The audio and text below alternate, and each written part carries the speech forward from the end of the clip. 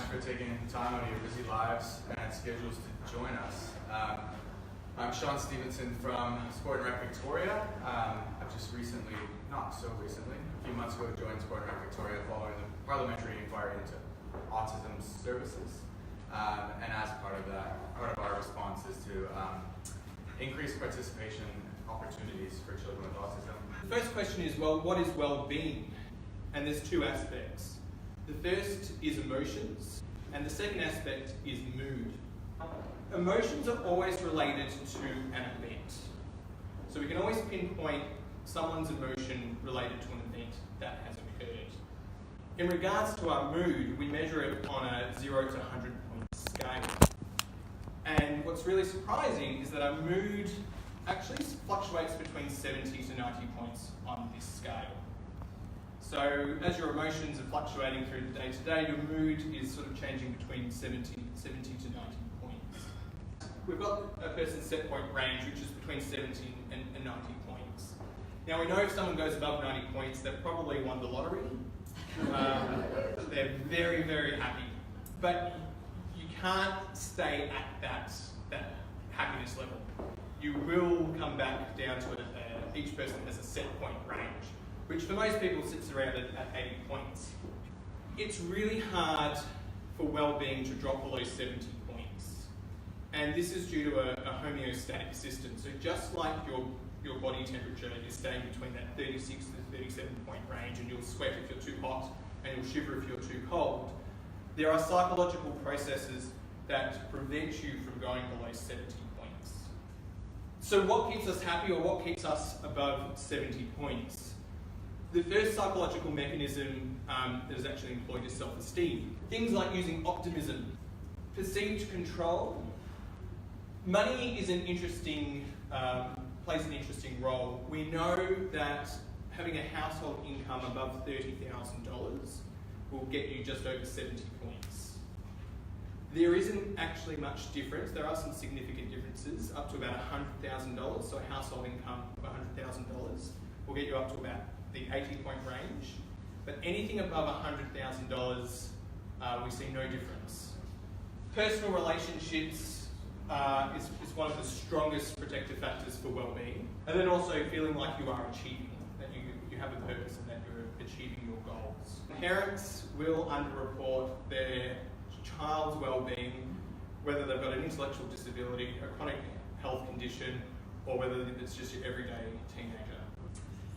So overall, supporting personal relationships and achieving in life are probably the strongest things that we can do to support a person with autism's well-being. One of the things I like about community organisations such as like Life Saving Victoria, or whether it's your basketball club, is that you can foster those personal relationships. They can provide meaningful connections. We can also, through your events, can also bring in that achieving in life, or that purpose and that drive. And next up, we've got Andy Gleason from Autism Sweden.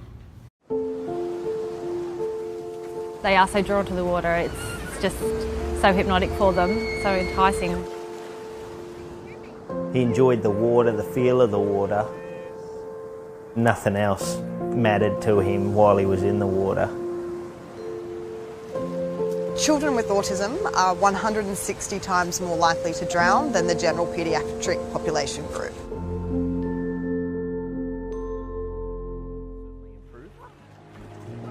We would love to see swimming lessons for individuals with autism be compulsory. Ultimately, the work that we're doing is saving lives. That's why we're here.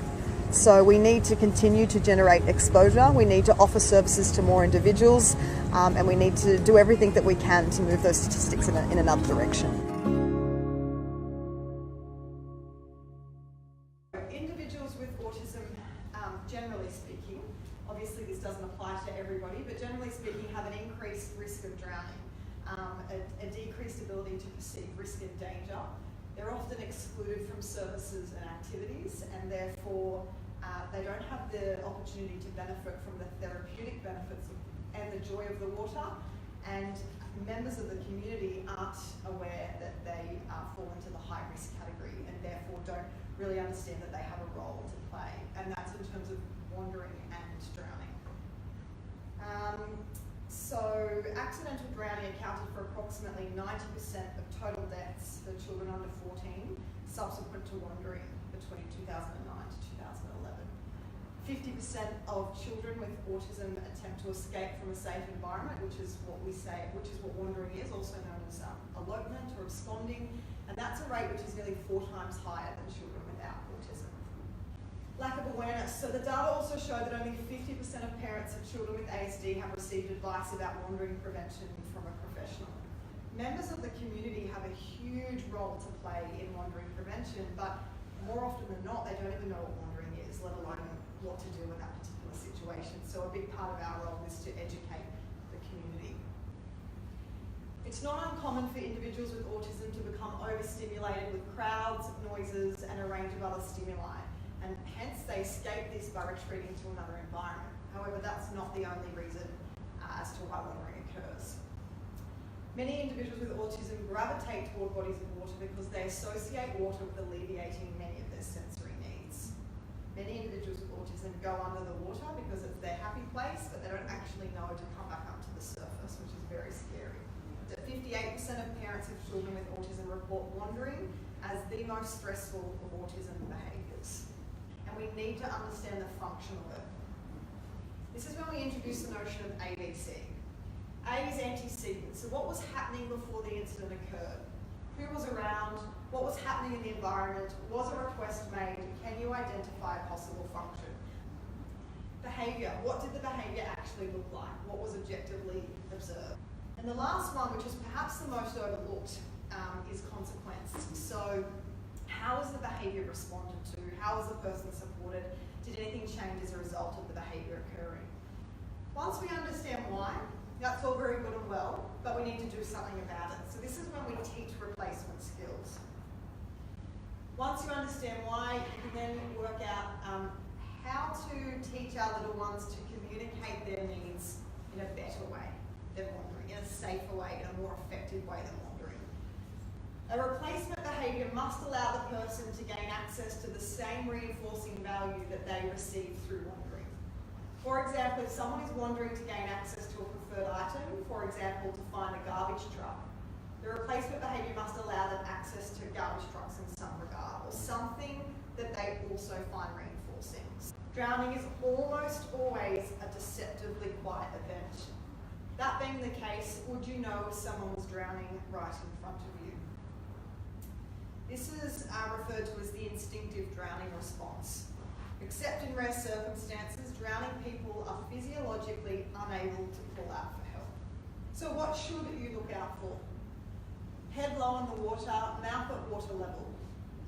Head tilted back with mouth open. Eyes glassy and empty, unable to focus. Eyes closed, hair over forehead or eyes, not using legs, and they're actually vertical in the water. So it often looks like somebody's just doggy paddling, which is why it's misunderstood. Hyperventilating or gasping, trying to swim in a particular direction but not making headway, trying to roll over on the back, appear to be climbing an invisible ladder.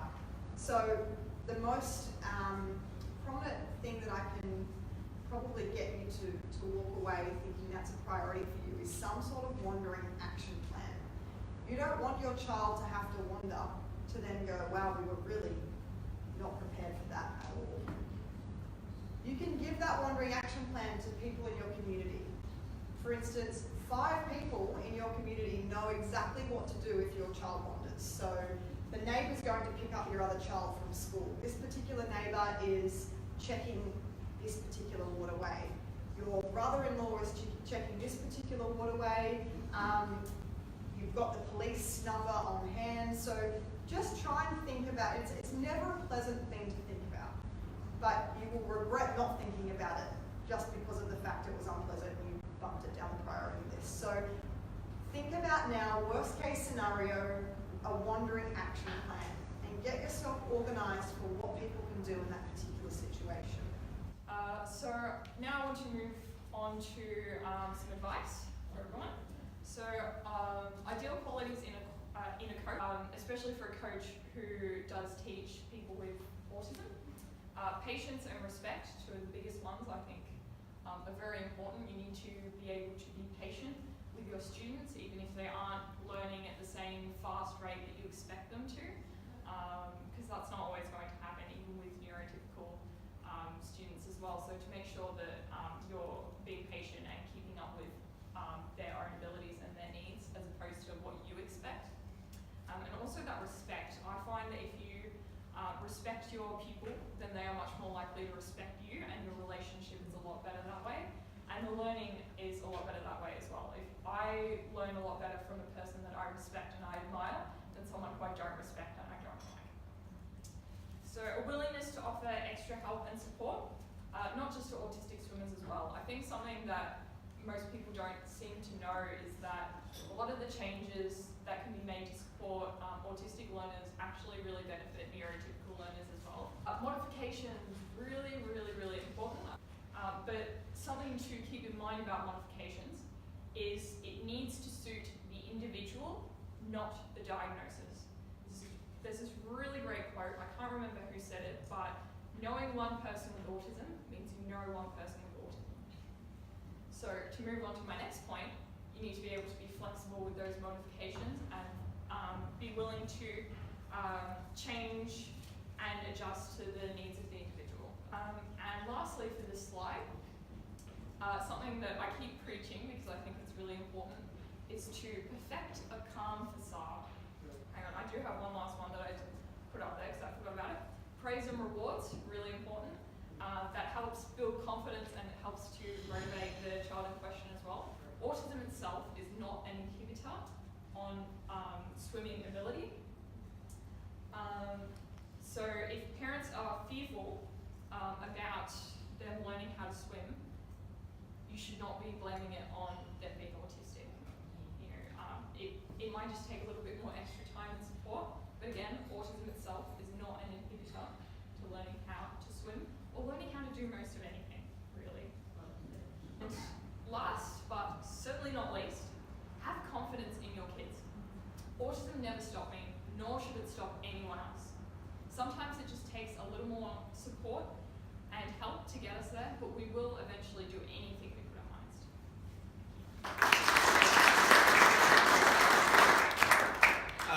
So thank you all for taking all this time out of your Tuesday night. I hope that you can see the method in my madness. Coming from Sport and Rec Victoria, I feel like we had that opportunity to do something more than ball sports, as much as we all love footy. This is another level. We've heard from Erica that some children being under that water is their happy place, that pressure deep under the water is incredible. When I worked in Bermuda, I worked with two twins with autism, and we'd be in the ocean and look at each other and like they just knew they could go separate directions. And I had to choose which one I could swim after fastest. But the water for them was their happy place and they could be there for hours and hours, but of course we wanted to be safe about it. I love what Lana said about the socialization within the swim group. It's activity-based swim socialization, but there's that breakup of the socialization, so there's no awkward pauses needed, so you get more breaks. And that leads to those personal connections, which I think, of course, Kieran's the expert on around well-being and quality of life. And I think that for me, it's not about kicking a weird-shaped ball through some sticks. It's not about racing a car in circles. It does come down to that quality of life and those personal connections we have. And so, thank you all. This isn't the end, this is only the beginning. So if you have any questions or comments, how we can make this better, I've asked everyone if you prefer podcasts or live things, live streams, so we'll keep working on this. And if there's topics you want in the future, please let us know. So, safe drive home.